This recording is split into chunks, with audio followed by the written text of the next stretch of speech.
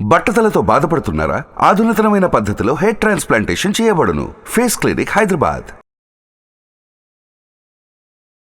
Hi, hello, నమస్తే, welcome to Suman TV. ప్రస్తుతం మనతో ఉన్నారు founder and CEO of realtor oxygen doctor Nandi Rameshwar Rao గారు. సార్తో మాట్లాడదాం. నమస్తే సార్. సార్, గోల్డ్ ప్రైసెస్ చూసుకుంటే హెచ్చు తగ్గులు అనేవి, ఇన్ఫ్లేషన్ అసలు ఎందుకు ఫ్లక్చువేట్ అవుతున్నాయి గోల్డ్ ప్రైస్ అనేది అని చూసుకుంటే కొన్ని కారణాలు ఉన్నాయి సార్. అందులో వచ్చేసి మనకి కరెన్సీ మార్పులు ఒకటి, వడ్డీ రేట్లు ఒకటి, డిమాండ్ అండ్ సప్లై ఒకటి, ఇన్ఫ్లేషన్ అనేది ఒకటి ఉంది సార్. సో అంటే ఇవన్నీ కూడా కారణం అని చెప్పుకోవచ్చా? మరొకటి ఏంటంటే ఇజ్రాయెల్కి ఇరాక్కి యుద్ధం జరుగుతుంది. సో అంటే ఇవన్నీ ద్వారానే మనకి గోల్డ్ ప్రైస్ అనేది ఫ్లక్చువేట్ అవుతుందా అంటే ఏం చెప్తారు సార్? అసలు గోల్డ్ గురించి ఈ క్వశ్చన్కి నీకు ఆన్సర్ చేసే ముందు గోల్డ్కి తాలూకా ప్రాముఖ్యత ఏంటి చూడు. ప్రపంచంలో చాలా దాదాపు 200 దేశాల్లో కంట్రీస్ ఉన్నాయి.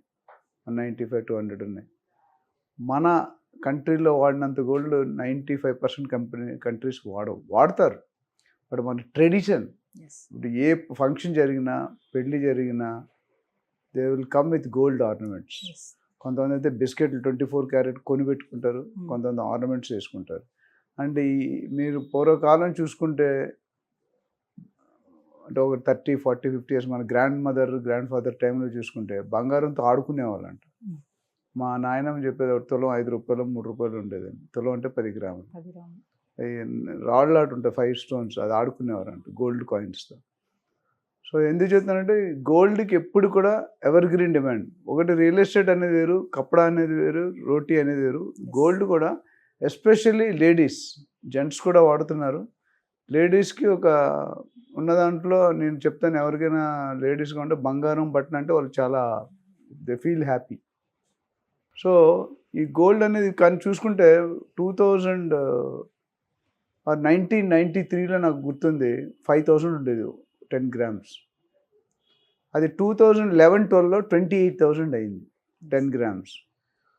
ఒక 2 months సార్, 1.5 month బ్యాక్ వరకు మనం 56, 57లో చూసాం.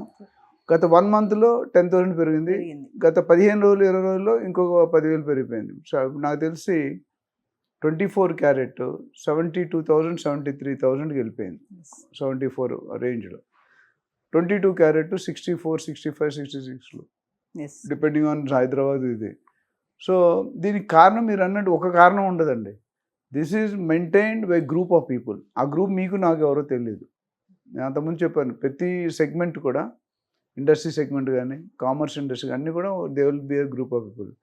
సో ఇన్ఫ్లేషన్ ఏ విధంగా పడుతుంది అంటే ఇన్ఫ్లేషన్ బట్టే మన బయింగ్ కెపాసిటీ. ఇప్పుడు జీడిపి ఎలా డిసైడ్ అవుతుంది? ఇండియాలో 5%, 6%, 7% అంటే డిఫరెన్స్. శాలరీ ఇంక్రీజ్ చేస్తారు. ఎందుకు ఇంక్రీజ్ చేస్తారు? ఇన్ఫ్లేషన్ పెరిగినప్పుడు ఎంప్లాయీస్ తట్టుకొని దాన్ని సాటిస్ఫై చేసుకోవాలి, అంటే కొనుక్కోగలగాలి. లేకపోతే they will stop coming to the office. అట్లా గవర్నమెంట్ డిఏ పెరుగుతూ ఉంటుంది every year, twice or thrice. ఈ ఇన్ఫ్లేషన్ అనేది కూడా it all depends upon how we are trading. అంటే మన ప్రైసింగ్ ఎలా అమ్ముతున్నాం. ఇప్పుడు ఒకసారి ఉల్లిపాయల వల్ల గవర్నమెంట్ ఓడిపోయింది మీకు తెలిస్తే. ఆనియన్ రేట్లు పెంచే 100 రూపాయలు అయిపోతే government follow. So this any single item can collapse, you can make, రెండు చేయొచ్చు. నెక్స్ట్ పాయింట్ మీరు ఏమన్నారంటే ఇంట్రెస్ట్ రేట్స్.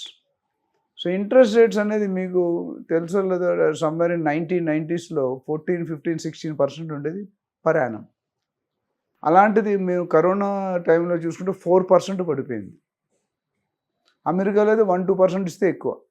అందుకని అమెరికా వాళ్ళందరూ కూడా ఇండియాలో ఇన్వెస్ట్ చేస్తారు. ఇప్పుడు 6.5, 7.5% ఉంది. సో ఈ జనాలు ఇప్పుడు ఇన్వెస్ట్మెంట్ ఎప్పుడు చేస్తాం, దేనికి చేస్తాం అని తెలుసుకోవాలి. ఇన్వెస్ట్మెంట్ మనకి రిటర్న్స్ కోసం చేస్తాం. రియల్ ఎస్టేట్లో పెట్టాలన్నా రిటర్న్సే, గోల్డ్లో పెట్టాలన్నా రిటర్న్సే, స్టాక్ మార్కెట్లో పెట్టాలన్నా రిటర్న్సే, మ్యూచువల్ ఫండ్స్లో పెట్టాలన్నా రిటర్న్సే. అయితే ఎక్కడ రిటర్న్స్ వస్తున్నాయి, ఎక్కడ సేఫ్గా ఉంది, అది ఇంపార్టెంట్. సో ఇప్పుడు గోల్డ్ చూసుకుంటే మీకు ఎఫ్డి రేటు మీద అప్రిషియేషన్ ఇప్పుడు లాస్ట్ 2 months అయిన అప్రిషియేషన్ లాస్ట్ 20 yearsలో అవ్వాలి నాకు తెలిసి. అంత స్పీడ్గా ఆల్మోస్ట్ 10,000-15,000 మారిపోయింది. 56 నుండి 72-73కి వెళ్ళిపోయింది. 56, 58లో చాలా రోజులు లింగర్ అయింది. ఆల్మోస్ట్ ఒక 1 year అట్లా అయిపోయింది, కరోనా అయిపోయింది. సో ఈ 15,000 చూసుకుంటే rate of return is very high. 50,000కి మీకు 55,000కి 15,000 కలిసిందంటే చూడండి ఎంత పర్సంటేజ్. ఆల్మోస్ట్ అంటే 1 year కాదు 2 monthsలో. కాబట్టి అప్పుడు జనాలు థాట్ ప్రాసెస్ మారుతుంది. ఏంటంటే ఇప్పుడు నేను ఎఫ్డీలో పెట్టుకుంటే 7% వస్తుంది, ఇక్కడ ఎక్కువ డబుల్ వచ్చింది. So why do I keep in FD? Plus ఇక్కడ రిస్క్ ఫ్యాక్టర్ అనేది కంపేర్ టు స్టాక్ మార్కెట్ తక్కువ. స్టాక్ మార్కెట్ కుదేలైంది అంటారు. ఒక 1 year బ్యాక్ క్రాష్ అయిపోయింది మార్కెట్. రియల్ ఎస్టేట్లో కూడా 2008లో క్రాష్ అయింది, బబుల్ బర్స్ట్ అయిందంట. తర్వాత ఇంతవరకు ఎప్పుడు కూడా కాన్స్టెంట్గా అవుతున్నాను. సో ఇవన్నీ ఫ్యాక్టర్ల మీద ఆధారపడి ఉంటుంది. గోల్డ్ రేట్ అనేది సడన్గా పెరిగిపోవడం అనేది కాదు, యూ కెనాట్ ప్రిడిక్ట్. ఇప్పుడు సిల్వర్ రేట్ కూడా 1 kg ₹1,00,000 అయిపోద్ది అంటున్నారు. ఇప్పుడు మేబీ 80,000 ఉంది. 80,000ది మీకు 1 lakh, ఎందుకంటే 82, 84 పెరుగుతుంటూ పోతే దే ఆర్ ప్రిడిక్టింగ్ దట్ ఇయర్లో ఇట్ విల్ టచ్ 1 lakh. అంటే అప్పుడు నాకు తెలిసి గోల్డ్కి సిల్వర్కి, గోల్డ్ 10 గ్రాములకి సిల్వర్ 1 kgకి ఒకటి అయిపోద్దేమో రేట్. ఎందుకంటే అది 82లో ఉంది, అది 80లో ఉంది, 72, 73లో ఉంది. Hardly any difference. ఒకప్పుడు పెట్రోల్కి డీజిల్కి అలాగే ఉండేది. పెట్రోల్ డీజిల్ కూడా మీకు బయట నుండి మనం కొనుక్కుంటాం ఇంపోర్టెడ్, అది బ్యారెల్స్ లెక్క, గ్యాలన్స్ లెక్క ఉంటుంది రేటు. $1 అక్కడ డ్రమ్కి $1 ఉంటే అంత పెరుగుతుంది మనకి. అదేవిధంగా ఇంకొక మేజర్ వేరియబుల్ ఫ్యాక్టర్ ఏంటంటే ఎక్స్చేంజ్ ఫ్యాక్టర్, కరెన్సీ ఎక్స్చేంజ్. ఇప్పుడు సింగపూర్ డాలర్ వేరు, ఆస్ట్రేలియన్ డాలర్ వేరు, మలేషియా రింగెట్స్ అంటారు, యూఎస్లో డాలర్స్ అంటారు, యూకేలో స్టెర్లింగ్ పౌండ్స్ అంటారు. సో ఎప్పుడైతే కొన్ని కోట్లు పెద్ద పెద్ద బిజినెస్ చేసినారు, ఇప్పుడు అంబానీ అదాని ఉన్నారు కదా, ఒక ట్రాన్సాక్షన్లో కొన్ని కోట్లు పోతుందంటే ఎక్స్చేంజ్ రేట్ 25 పైసా మారితే. ఎందుకంటే టూ మచ్. మీకు తెలుసో లేదో, ఒక ఆయన ఎవరో ఫారిన్ కంట్రీలో మన చిల్లర ఉంటుంది కదా 7.21, 7.23 అంటే ఆ 7.2 0.01 పైసా నల్లిఫై చేసేస్తారు అంటే రౌండ్ ఆఫ్ చేస్తారు. అలాంటి ఆ డెసిమల్స్ కలెక్ట్ చేస్తూ కొన్ని కోట్లు సంపాదించాడంట బ్యాంకులో. So the exchange rate is going to be very tough. మన ఇంపోర్ట్ ఎక్స్పోర్ట్లు ఇది వాడదాం. మనం ఇంపోర్ట్ చేసినప్పుడు ఆ ఎక్స్చేంజ్ మనం ఏంచి ఇండియన్ కరెన్సీలో పే చేస్తాం, వాళ్ళ నుంచి ఫారిన్ కరెన్సీలో కన్వర్ట్ చేసుకుంటారు. So there are banks involved. So దీనివల్ల ఇలా చెప్పుకుంటూ పోతే చాలా ఫ్యాక్టర్లు ఉంటాయి. ఇప్పుడు మనం 3-4 ఫ్యాక్టర్లు చెప్పుకున్నాం. ఇవన్నీ ఫ్యాక్టర్లు అయితే ఇది ఎంతకాలం రీటైన్ అవుతుందని కూడా మీరు చెప్పలేరు, నేను చెప్పలేను. But gold rate increasing is a positive sign. ఎందుకంటే రూపీ వాల్యూ తగ్గిపోతుంది అప్పుడు ఎక్స్చేంజ్ దాంట్లో. సో ఈ పెరగడం మంచి, ఎంతవరకు పెరుగుతుంది, ఎక్కడ స్టేబుల్ అవుతుంది. ఇప్పుడు రియల్ ఎస్టేట్ చూసుకుంటే ఆర్టిఫిషియల్ జంప్ అని అనుకున్నాం ప్రైసెస్. ఇది అలా కాకుండా ఉంటే మంచిదే, బట్ ఉంటుందా లేదనేది the future has to decide. Sir మరి యుద్ధం గురించి కూడా అనుకున్నాం కదా, ఇజ్రాయెల్ ఇరాక్ యుద్ధం అది జరుగుతుంది. డెఫినెట్గా అక్కడ కూడా ఇప్పుడు రెండు ఫ్యామిలీలు కొట్టుకుంటే ఏమవుతుందని మీకు తెలుసు. ఇప్పుడు ఇరాన్ ఒక కంట్రీ, ఇజ్రాయెల్ ఒక కంట్రీ, వాళ్ళిద్దరు టఫ్ ఆఫ్ వార్ నడుస్తున్నారు. యూఎస్ నుండి మిగతా కంట్రీస్ నుండి వాళ్ళని కూల్ చేయడానికి ఆలోచిస్తున్నారు. బట్ ఇంకా అది ప్రాసెస్ ఉంది.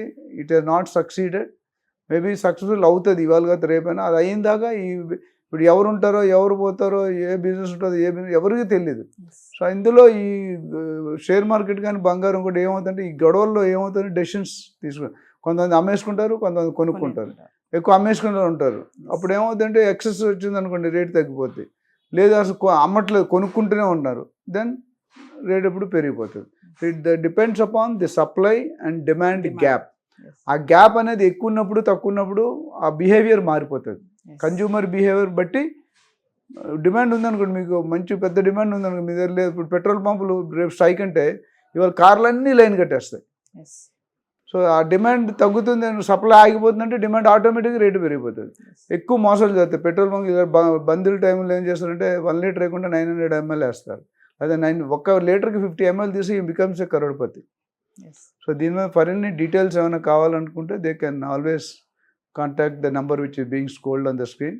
Will definitely clear them. So final question చెప్పండి సార్. ఇప్పుడు గోల్డ్ది 1 lakh కూడా 1,00,000 కూడా దాటేస్తుందని చెప్పేసి ఒక టాక్ అయితే వినిపిస్తుంది. మరి ఇలాగే ఉంటే గనక 1,00,000 దాటేస్తుంది అంటారా? అవకాశాలు అయితే కనిపిస్తాయండి. Possibilities are there. మనం it's too early to decide. ఎందుకంటే 56, 58 నుండి ఒక్కసారి 15,000 పెరిగి 72, 73 అయింది. అండ్ ఇట్స్ మ్యాటర్ ఆఫ్ 2, 3, 4 వీక్స్లో అయింది. So possibilities are there. అవుతుందని ఖచ్చితంగా చెప్పలేం, but it is in the positive move. Thank you sir. Thank you. Suman టీవీలో మీ పర్సనల్ అండ్ బిజినెస్ ప్రమోషన్స్ కోసం కింది నెంబర్కి కాంటాక్ట్ చేయండి.